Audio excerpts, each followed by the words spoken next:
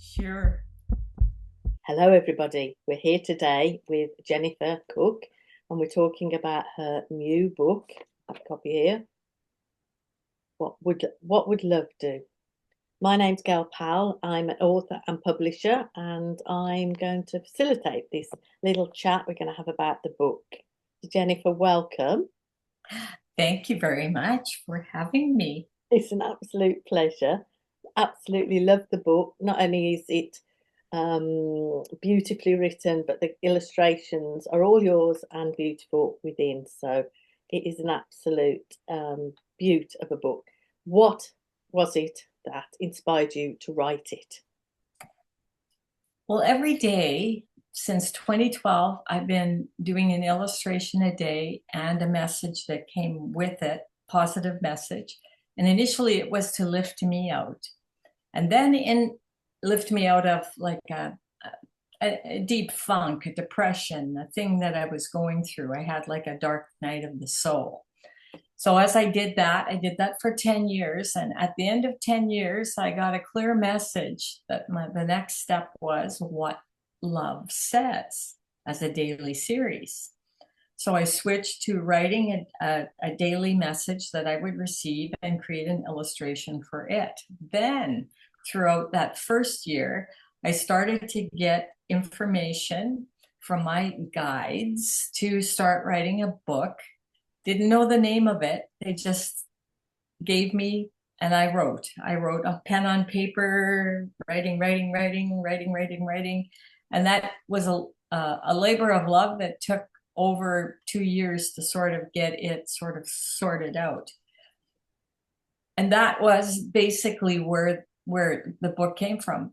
My desire, as well as the universe inspiring me to have other people go inside and understand their thoughts, their words, and their actions are important to how they create in their world.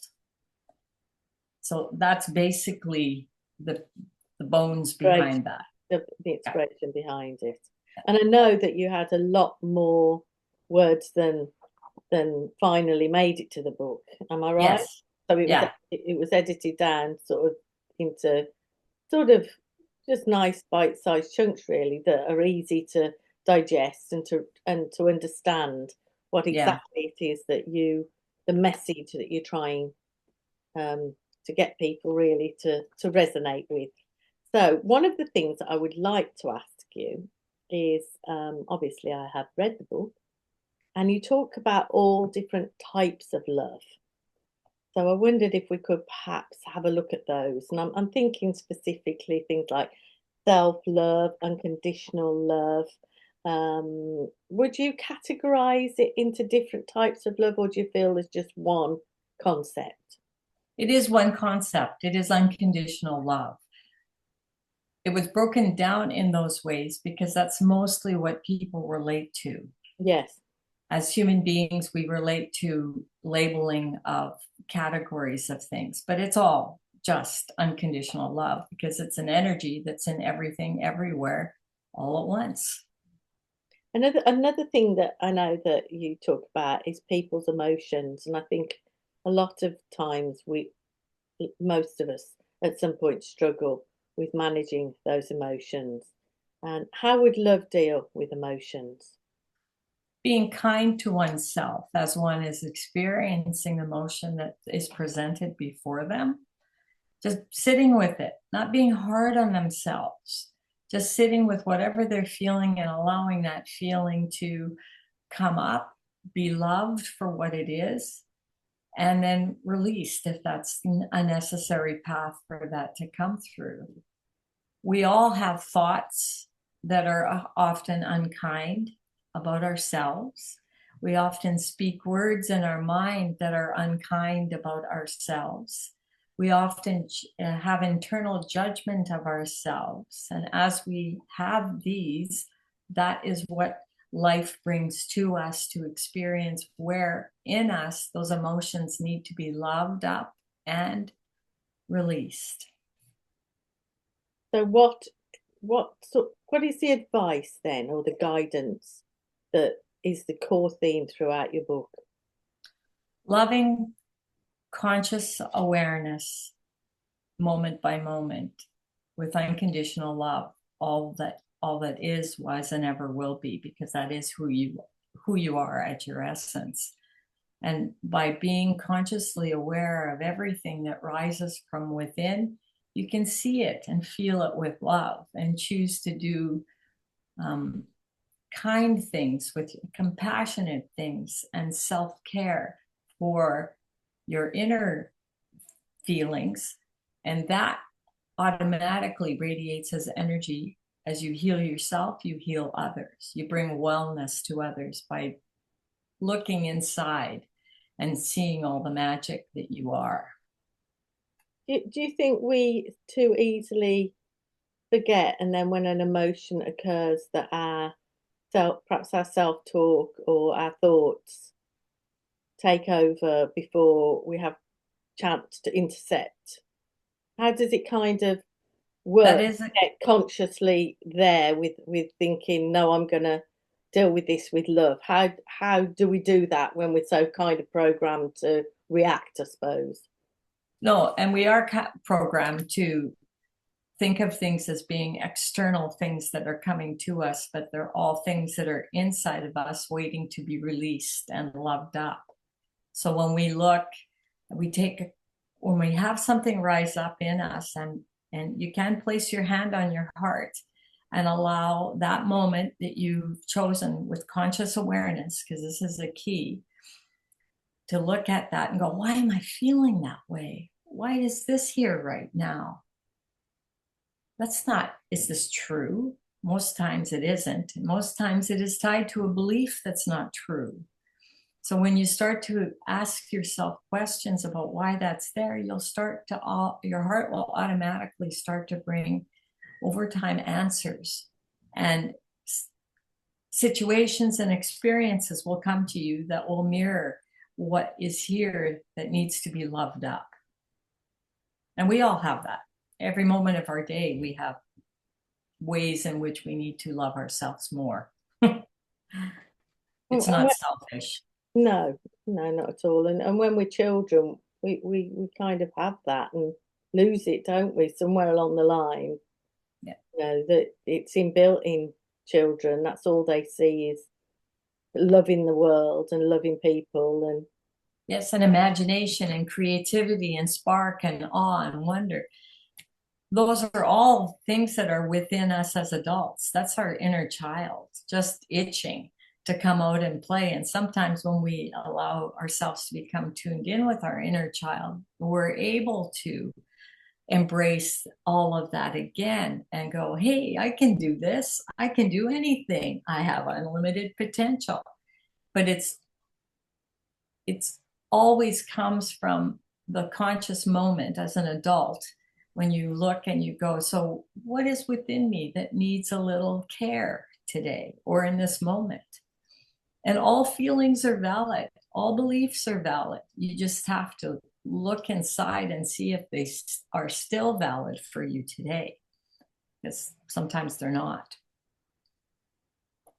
is it something, it's definitely then what I'm hearing is something that can be learned, or is it something we've learned and we've forgotten and we need to relearn? It's something to be remembered, because everyone has this inside of them. Nothing is external to you other than the reflection that's before you, showing you the remembrance that's in you. Does that make sense? Yeah, absolutely. And So it's any experience that you have created, because we are creators in our life, that's before you. Again, you can place your hand on your heart and go, okay, so what is this experience showing me right now? How can I move through this? And there are a variety of different experiences. You can have grief, you can have sadness, you can have loss, you can have joy, you can have laughter, you can have love. All of these are things that are wonderful. There's no good or bad to any of them. They're experiences that will help you evolve in your heart, and your heart will start to open more and more, and you'll start to feel lighter. as a result of going through and loving all that is in you. And do you think it's possible to spend every day, everything that comes at you in life, feeling consciously aware and feeling like this? And is it something that, do you know what I mean? Is it something that can just become 100% a part of you, or do you think you dip in and dip out? How does that relate when there's so much going on in the world around everybody, so many external factors? How Yeah. do you think it can work long term, I suppose, is what I'm trying to ask. Well, we've had, as you mentioned earlier, with children from 0 to 7 years old, we have all of that in us. And then as we start to become more programmed, because there's a programming that happens in society, we have rules that we have to, abide by. All of these things come up that kind of suppress that a bit. So it's still there. But what happens with conscious awareness, and this is something you have to choose to bring in, to wake up within you and to say, I'm in the morning when you get up, you can say an intention, I'm going to be consciously aware of my thoughts, words, and actions. And it may take time for you to catch yourself as you're going through your day. But when you do the first one, and all of a sudden you go, oh, wow, that felt pretty good actually, because I now understand why that was there. And then you learn a little bit more about who you are and how you move in the world. And then sometimes it takes a bit of effort, like you forget. But that's okay too, because you can go back and you can look at that. Why did I feel that way? Like maybe it's an hour later, or maybe you're in a meeting and you can't address it right in that moment, but you can do so later on and go, why am I feeling like that? Why did that make me push my buttons? What's going on here? That's self-reflection, and that's an act of unconditional love. Yes. Of just observing, not without any kind of judgment, but with discernment. Whatever situation is before you, you can just sit with it and you can kind of go, okay, so now I get it. There might be something that's there. Okay, so now I get it. That's something I was, felt when I was a kid. Somehow something will pop into your head and it'll go, my parent told me I wasn't good enough. And it's not their fault. There's no blame to be placed anywhere in this. It's just that you're realizing there's a belief that's in there that no longer serves you. So the situation comes before you to show you that maybe that doesn't need to be there anymore. Maybe you're starting to remember that you are empowered. Absolutely. Because that's been suppressed for a very long time. If you were going to ask somebody to have one takeaway from your book, what would it be? One takeaway. Take moments in your day and put your hand on your heart and check in with yourself.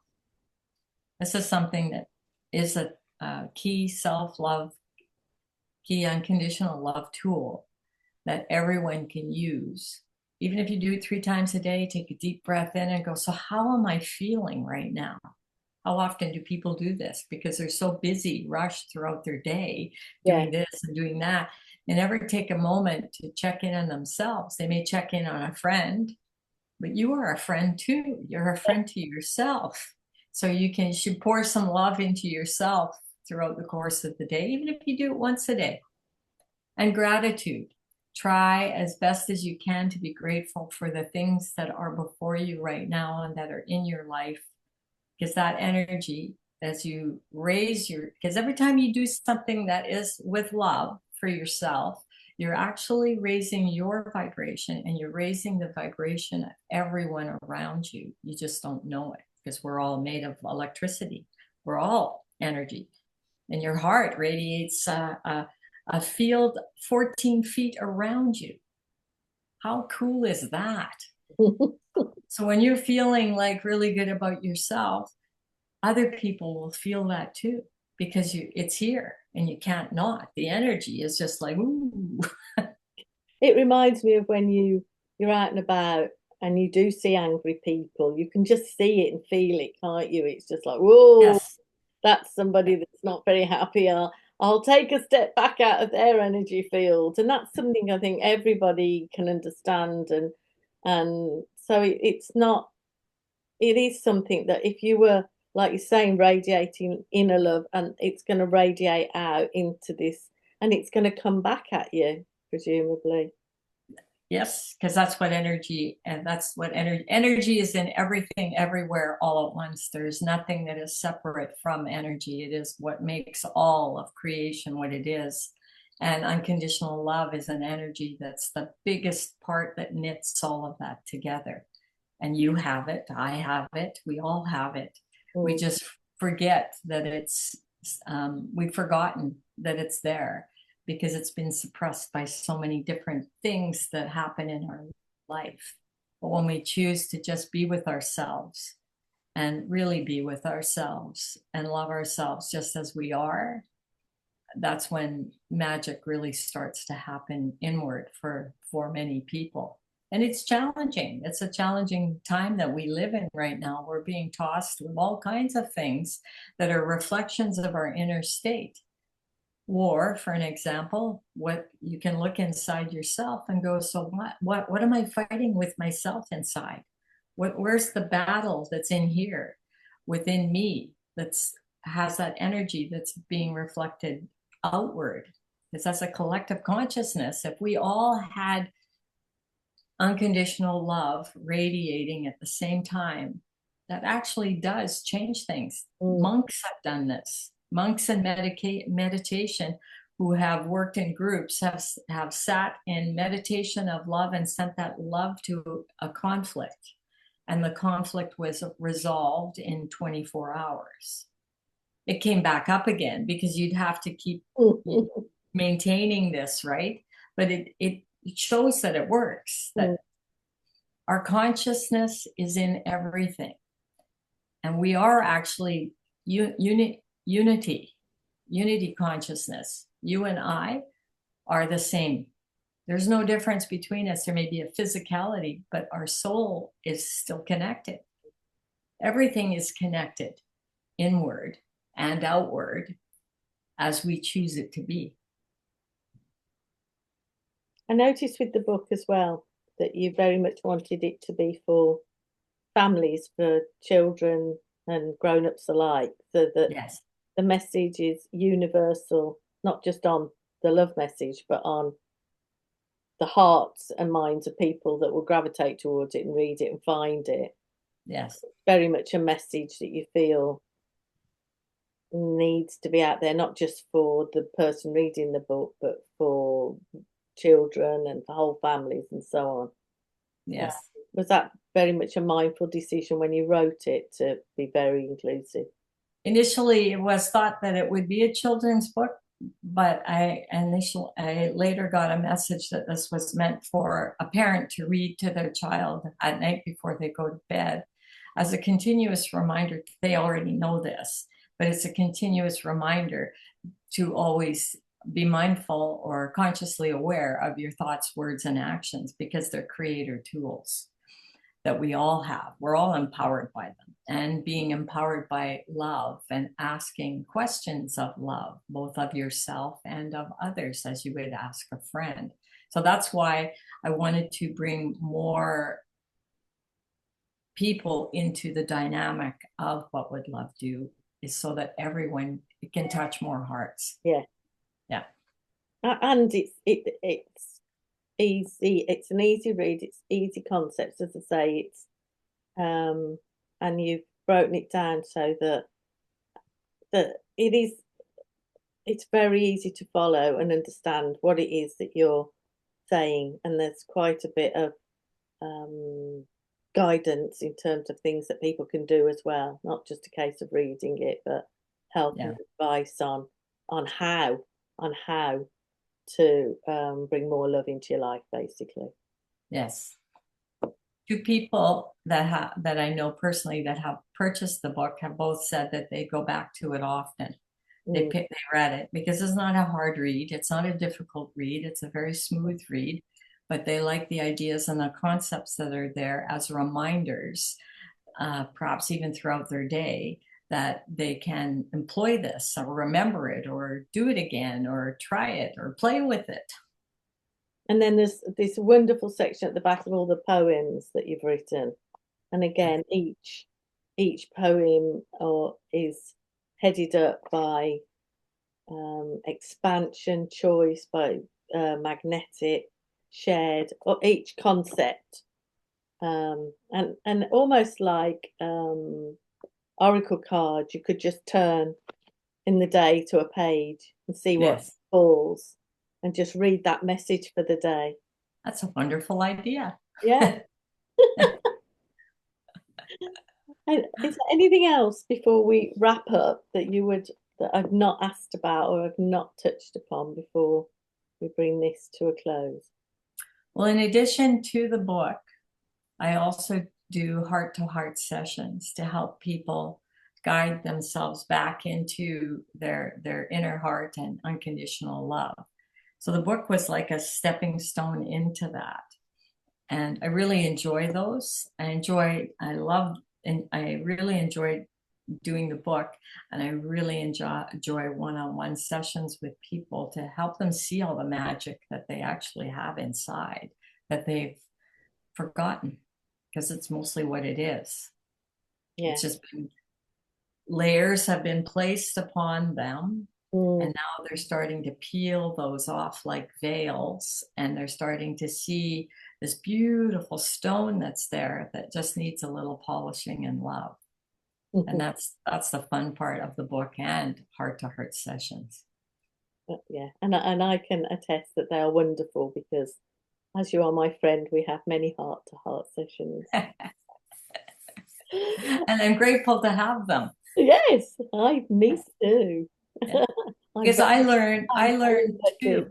Oh yeah, but I'm very lucky to have you in my life. So, if anybody would like Jen in their lives, then um, alongside this video interview, there'll be all the ways that you can be contacted. And if the book link and the link to book any one-to-ones with you. It's really easy. Just go to elavution.com Mm, and everything will be there for you. okay, I will post a link. as well. Yes. Okay, so I'm going to send a heartfelt thank you and lots of love out to you. And to Goodbye. you. I shall leave the last word to you. Oodles of love to all. Bye for now. Bye.